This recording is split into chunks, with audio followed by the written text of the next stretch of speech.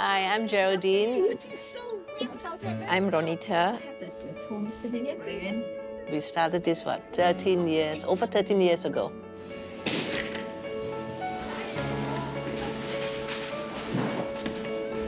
If we even thought of, open a little cafe. We thought of all sorts of nonsense. Basically, it was just nonsense. So it's a place where they can safely be from infections, from doctors, from pain and all that, where they can be a kid. In childhood leukemia, for example, the treatment is usually about 3 years long, and you can imagine the social impact on the family. ARC was really like a sanctuary for these children to have some sort of normalcy in life. And because of this very strategic focus, they could go beyond anything else to give this extra mile. They deserve to be safe, in a safe environment. And it's not the same as confinement. It's to keep them safe so that they can do the activities that they love.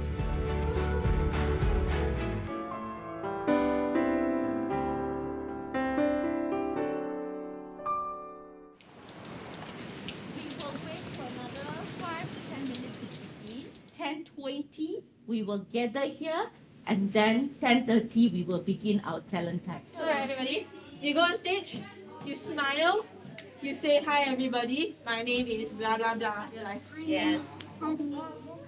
We were working at a CC hospice.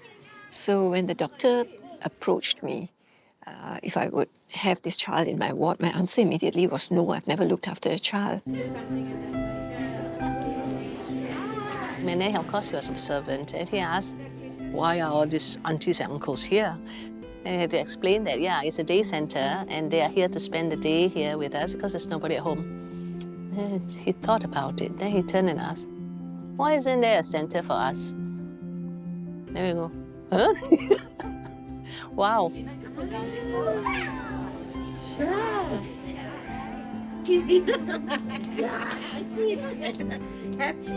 Then, for me personally, I was very naive. I didn't know there were that many children suffering from cancer.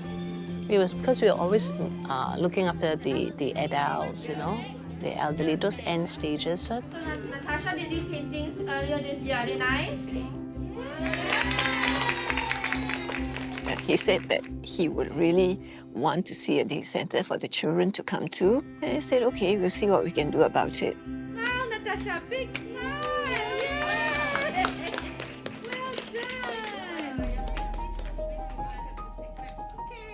So before ARC, there wasn't a place like this. So the children would actually spend a lot of time in the hospital, sometimes just in the playroom.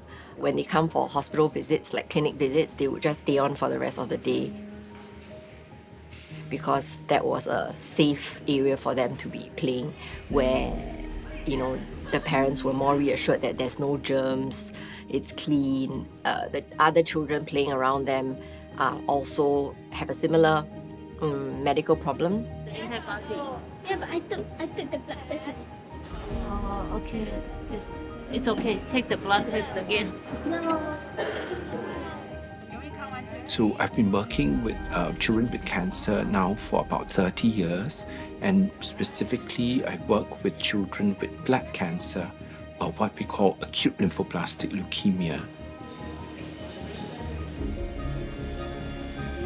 So being in the university, our interest is challenging cases, problems that people cannot treat, cannot solve, and all that. So in some way, my favorite way of work are what we call incurables.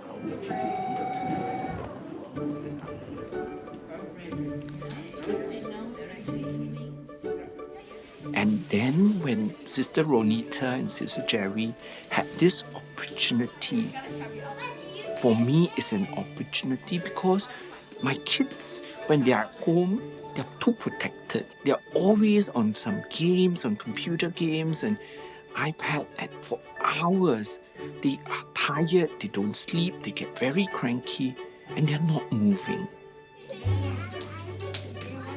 But yet a kid should play, interact with people.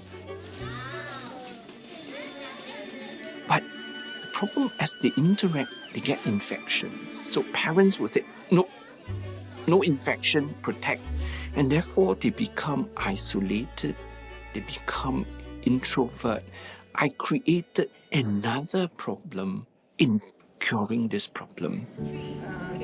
2 p.m. Nutella sandwich late by the weekend. City Castle. All the way up to about 2 o'clock. So Sister Ronita and Jerry was able to create a safe place where infections are low, teachers and staff are comfortable handling a ball kid.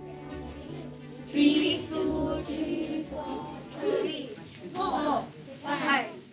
I have 2 boys. The 6-year-old is called Chace Peng, and then the 4-year-old is called Dash Peng. So Chace was detected to have a tumor in his abdomen when I was supposed to be induced in the hospital because he was so big he didn't come down to the birth canal. And the rest of you will go over to the other side, the wooden table side, to do your art and craft activity.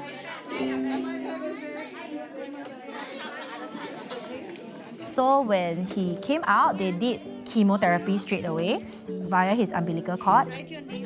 So he was in the NICU for quite a while.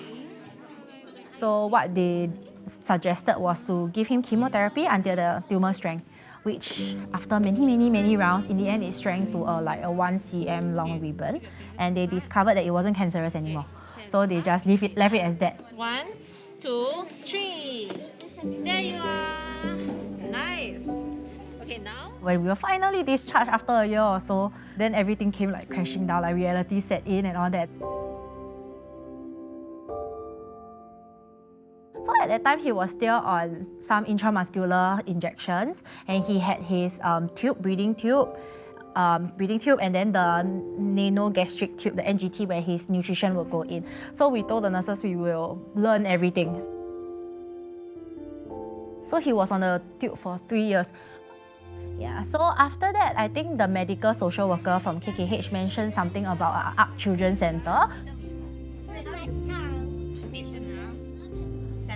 And he was already like 2+ years old, nearing 3 years old at that time. So we were like, it's time for him to start education already. Because at home, he wasn't talking. He wasn't saying any words because of his autism. He couldn't say like cat, dog, milk, anything. So we were very relieved when finally Auntie Ronita called and said, you can come down next week.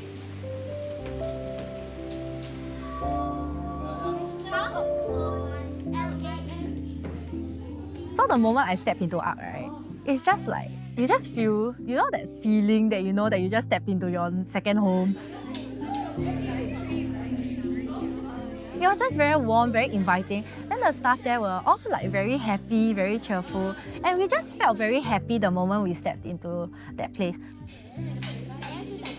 So when we spoke to Auntie Ronita, it just felt like she understands what our concerns are, and then she addresses them before we even ask her. So what ARC gave me was an opportunity, right, to finally be myself. And at that time, I think when he went into ARC, Dash was born. So it was like, if I send him to ARC, then I can like have more attention paid to Dash, right? So ARC helped me take one child off my hands for a couple of hours a day, which was wonderful. So I was telling Auntie Ronita, if they can take my children until they turn 18, she can just take them. Yeah, they don't need to go primary school, secondary school, she can just take them throughout. She has been in remission for 5 years already. It's definitely a very difficult ordeal to understand, to know your loved one has cancer, definitely. And we, nowadays, I feel we are the lucky one. My kids still want to go back to ARC. They are like, when we are in deep trouble, we don't know them, but they offer their hands. And then we see the light in the tunnel. And every day we feel there's a hope, there's a hope.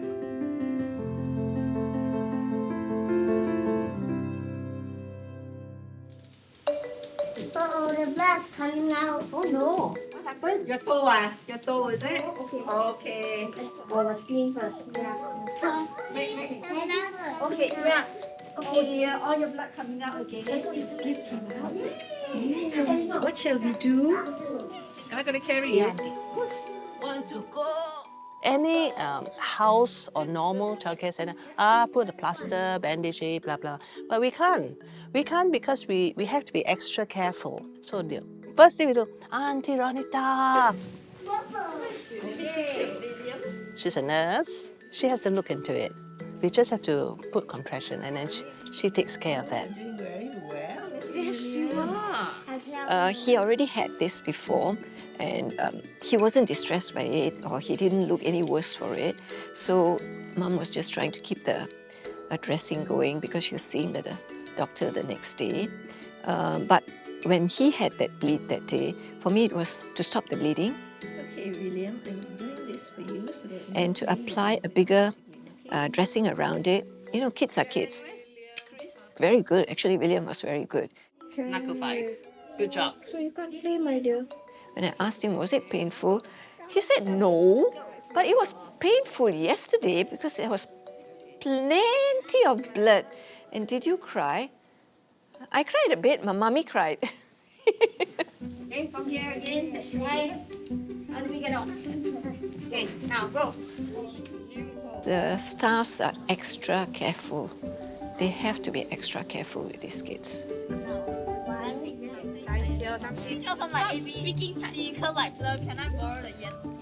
Our lead teacher is a consultant with us at the moment. Shall we get our cookies? Yes.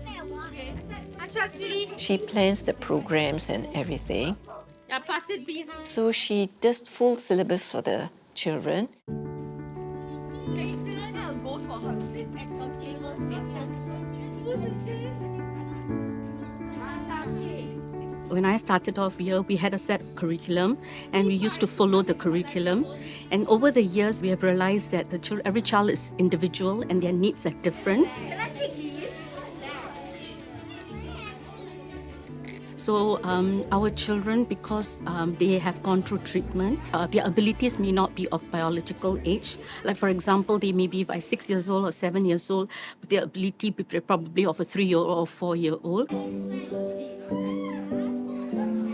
So we decided as a team that we will change the name of the classes. Instead of nursery K1, K2, we named them flowers. Can I have sunflower, please? Sunflower. Come and collect. Every day there's something to be marveled about or to be inspired about. You're going home. I take photo for you. Come on, who else here? The learning journey with Auntie Ronita and Auntie Jerry has been very interesting for me. I have learnt a lot from them.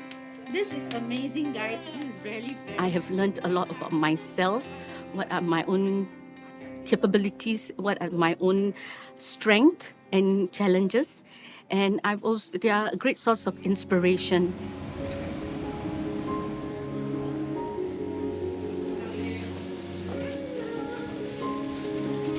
Don't feel bad. We just have a feel of your tummy, okay? Can we do that? Penny is about almost a year. Come March this year, she'll be 1 year post-transplant.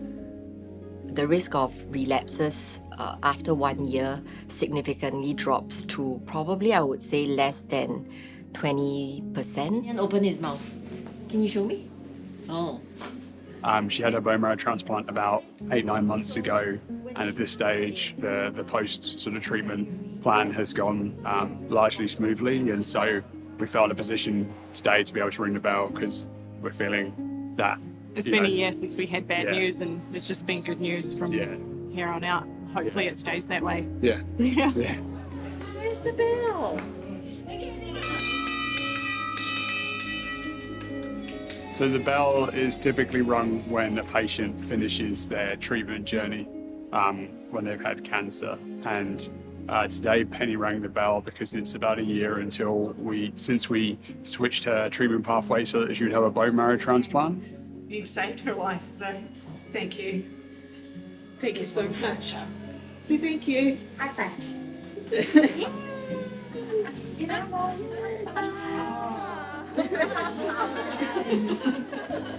See you.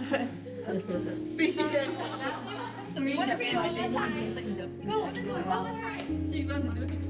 Going to work has allowed her to be with kids of all ages, to spend time with folk from, all the different cultures that live in Singapore, and she's been able to learn and really thrive in that background, which is great.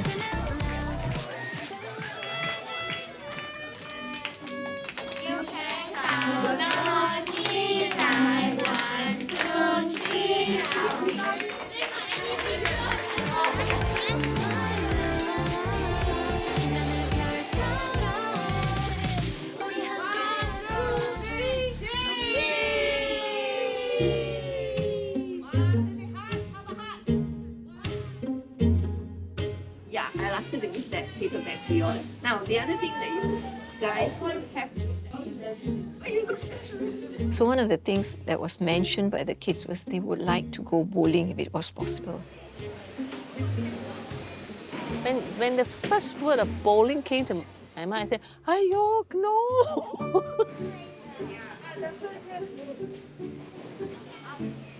We presented it to the older kids and said, now leaders, how are you all going to work it out? No problem, auntie. They matched the kids up. Can I double check everybody? Go. Yes,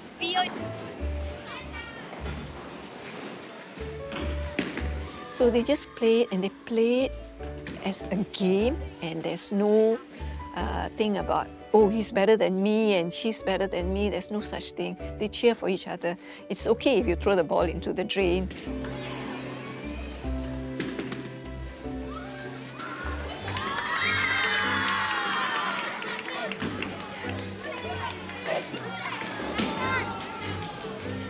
But in the end, it worked out well. The kids really had a good time. They took care of each other. They know about safety elements.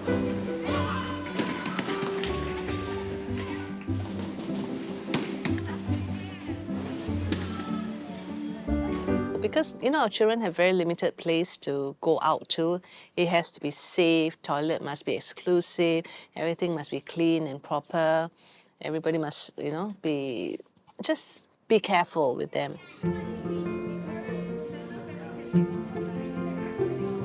So we have very limited places to bring the children out to. But then when he said, oh, I have a place in Shangri-La, at Sentosa, They, oh, nice, okay, let's go. After 18 work with you.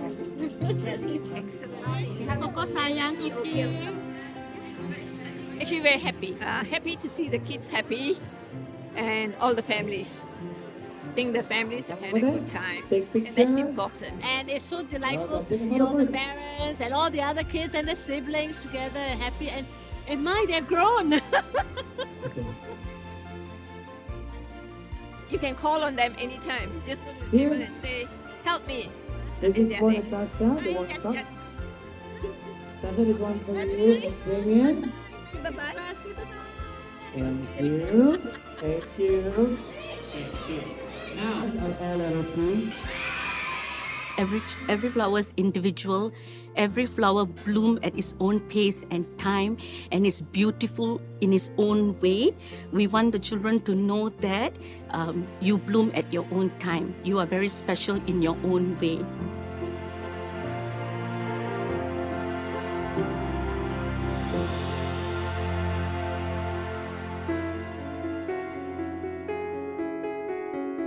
But I think for all of us, I think I'll say that for all of us, is when a child is sick, and I know that the child is really bad, we try and go the extra mile to bring that child in, because even if the child has a few moments of happiness, a few moments of joy, and being able to join into an activity, it means a lot.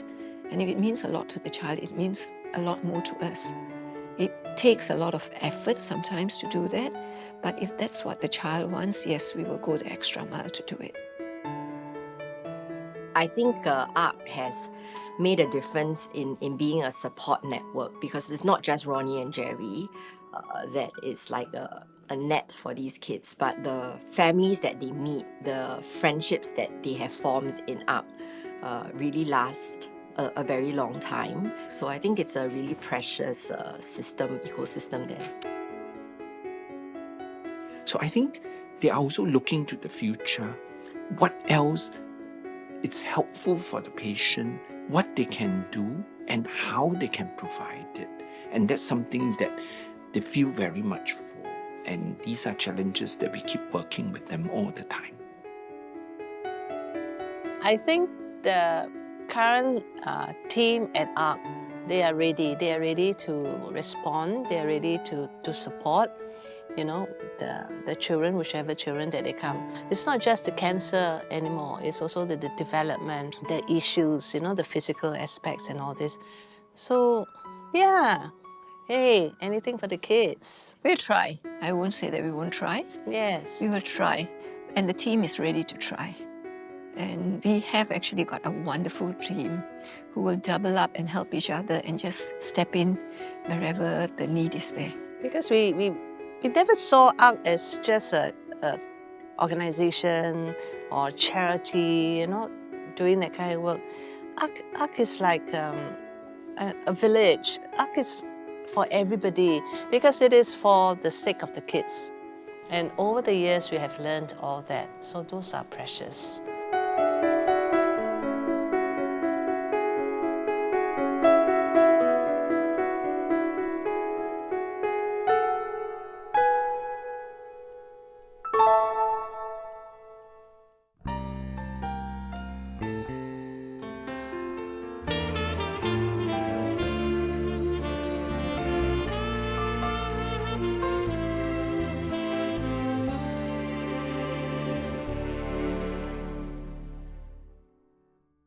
Just when I was wondering who would turn the gray sky blue, you were passing along the way and you brightened up my day. Extraordinary people with the love you bring.